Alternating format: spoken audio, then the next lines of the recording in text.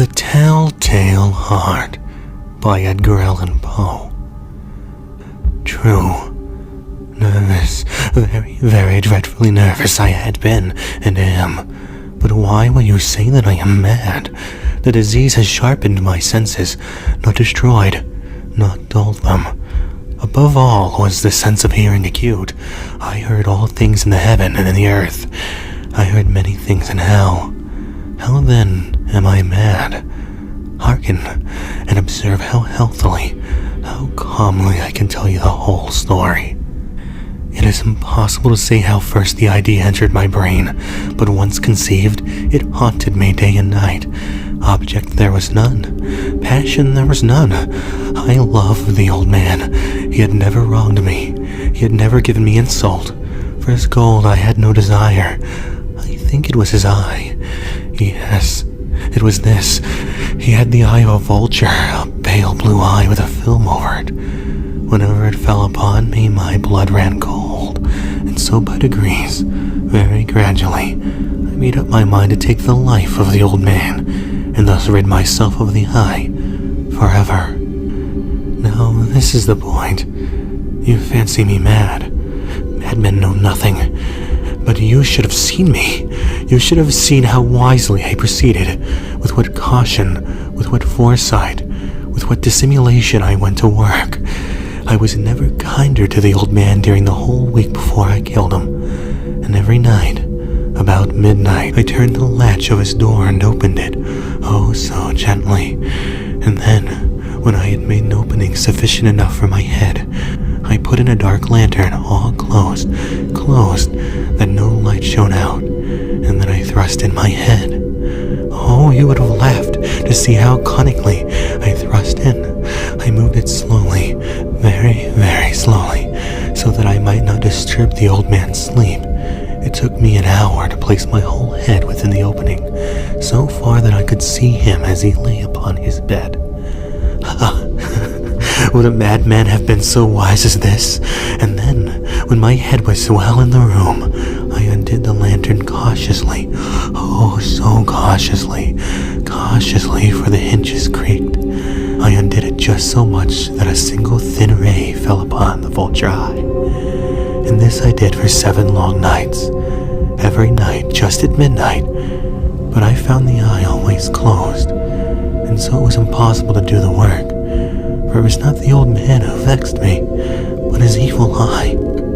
And every morning when the day broke, I went boldly into his chamber and spoke courageously to him, calling him by name and hearty tone, and inquiring how he'd passed the night. So you see he would have been a very profound old man indeed, to suspect that every night, just at 12, I looked in upon him while he slept. Upon the 8th night, I was more than usually cautious in opening the door. A watch's minute hand moves more quickly than did mine. Never before that night had I felt the extent of my own powers, of my own sagacity. I could scarcely contain my feelings of triumph, to think that here I was, opening the door, little by little, and he not even to dream of my secret deeds or thoughts. I fairly chuckled at the idea, and perhaps he heard me, for he moved in the bed suddenly, as if startled. Now you may think that I drew back, but no. His room was as black as pitch with a thick darkness, for the shutters were closed fastened, through fear of robbers, of course, and so I knew that he could not see the opening of the doorway, and I kept pushing it on steadily, oh so steadily. I had my head in and was about to open the lantern when my thumb slipped upon the tin fastening, and the old man sprang out of bed crying out, "Who's there?" I kept quiet still and said nothing. For a whole hour I did not move a muscle, and in the meantime I did not hear him lie down. He was just still sitting up in the bed listening, just as I have done, night after night, hearkening to the death watches in the wall. Presently I heard a slight groan, and I knew it was the groan of mortal terror. It was not a groan of pain or grief. Oh no, it was a low, stifled sound that arises from the bottom of a soul when overcharged with awe.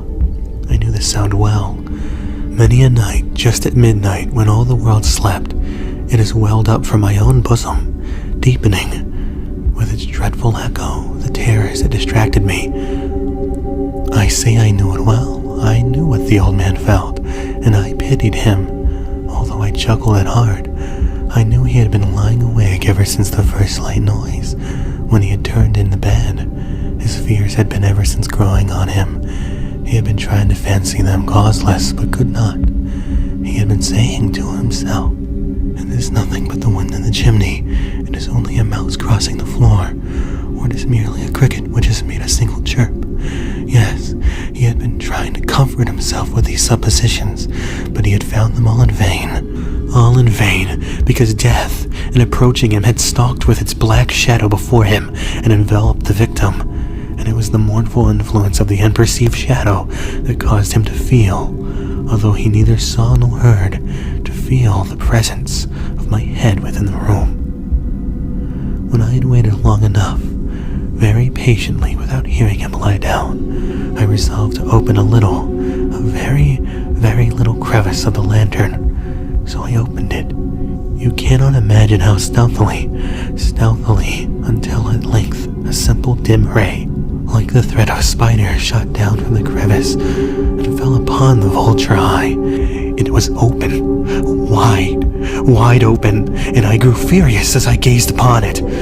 I saw with perfect distinctness, all a dull blue with a hideous veil over it that chilled my very marrow in my bones. But I could see nothing else of the old man's face or person, for I directed the ray as by instinct, precisely at the damned spot. And have I not told you what you mistake for madness is but over-acuteness of the sense? Now I say, there came to my ears a low, dull, quick sound, such as a watch makes when enveloped in cotton. I knew that sound well, too. It was the beating of the old man's heart. It increased my fury, as the beating of the drum stimulates the soldier into courage. But even yet, I refrained and kept still. I scarcely breathed. I held the lantern motionless. I tried how steadily I could maintain the ray upon his eye. Meantime, the hellish tattoo of my heart increased. It grew quicker and quicker, and louder every instant. The old man's terror must have been extreme. It grew louder, I say, louder every moment. Do you mark me well? I have told you I am nervous. So I am. And now the dead hour of the night, amid the dreadful silence of that old house, so strange a noise as this excited me to uncontrollable terror. Yet for some minutes longer I refrained and stood still, but the beating grew louder, and now the new anxiety seized me. The sound would be heard by a neighbor. The old man's hour had come. With a loud yell, I threw open the lantern and leaped into the room. He shrieked once only. In an instant I dragged him over to the floor and pulled the heavy bed over him, and then smiled gaily to find the deed so far done. But for many minutes the heart beat on with a muffled sound. This, however, did not vex me. It would not be heard through a wall. At length it ceased. The old man was dead. I removed the bed and examined the corpse. Yes, he was stone dead. I placed my hand upon his heart and held it there many minutes. There was no pulsation. He was stone dead. His eye would trouble me no more. If you still think me mad, you will think so no longer when I describe the wise precautions I took for the concealment of the body. The night waned and I worked hastily, but in silence. First of all, I dismembered the corpse. I cut off the head and the arms and the legs. I then took up 3 planks from the flooring of the chamber. Then I deposited all between the scantlings. I then replaced the boards so cleverly, so cunningly that no human eye, not even his, could have detected anything wrong. There was nothing to wash out, no stain of any kind, no blood spot whatever. I had been too wary for that. A tub had caught all. When I had made an end of these labors, it was 4 o'clock, still as dark as midnight. As the bell sounded the hour, there came a knocking at the street door. I went down to open it with a light heart, for what had I now to fear? There entered 3 men, who in introduced themselves with perfect suavity as officers of the police. A shriek had been heard by a neighbor during the night. Suspicion of foul play had been aroused. Information had been lodged at the police office, and they, the officers, had been deputed to search the premises. I smiled, for what had I to fear? I bade the gentleman welcome. The shriek, I said, was my own in a dream. The old man I mentioned was absent in the country. I took my visitors all over the house. I bade them search well. I led them, at length, to his chamber. I showed him his treasures secure, undisturbed. In the enthusiasm of my confidence, I brought chairs into the room and desired them here to rest from their fatigues, while I myself, in the wild audacity of my perfect triumph, placed my own seat upon the very spot beneath which reposed the corpse of the victim. The officers were satisfied. My manner had convinced them. I was singularly at ease. They sat, and while I answered cheerily, they chatted of familiar things. But ere long, I felt myself getting pale and wished them gone. My head ached, and I fancied a ringing in my ears. But they still sat and still chatted.